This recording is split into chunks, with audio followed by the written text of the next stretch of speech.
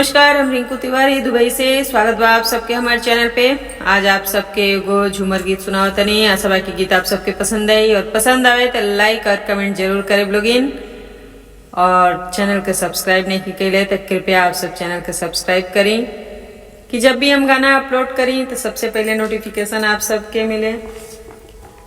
बगिया बगैचा में अइले मोर बाला मुआ, अरे अइले मोर बाला मुआ, बजावे लगले हो, बजावे लगले हो, बालमया अपन हारमोनिया बजावे लगले हो, बालमया अपन हारमोनिया।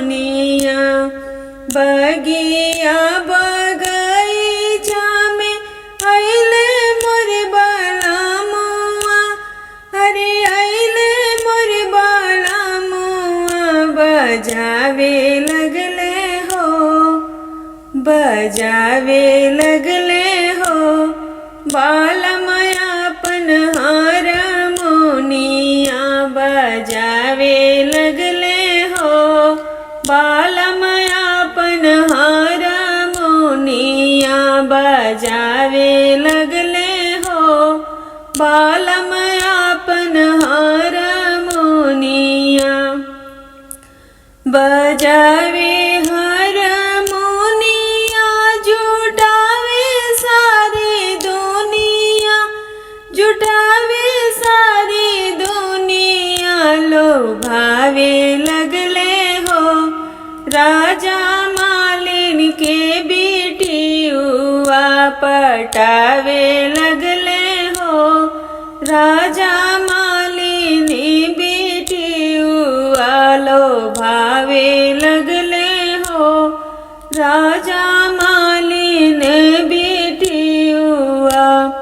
कटिया बजरिया में अइले मोर बाला मुआ, अरे अइले मोर बाला मुआ, बजावे लगले हो, बालमया अपन हारमोनिया बजावे लगले हो, बालमया अपन हारमोनिया।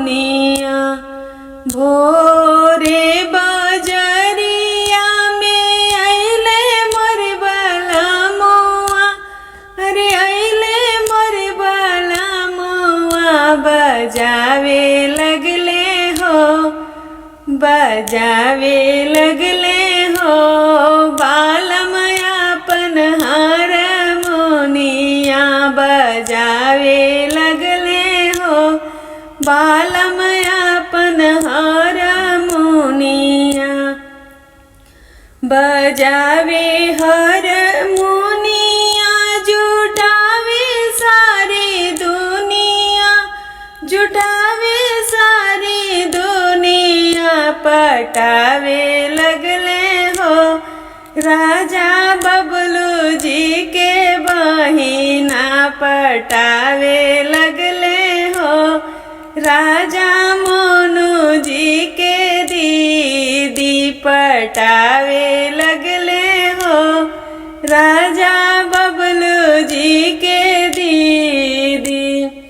बाग बगैचा में अइले मोर बाला मुआ, अरे अइले मोर बाला मुआ, बजावे लगले हो, बालमया अपन हारमोनिया बजावे लगले हो, राजा अपन हारमोनिया बजावे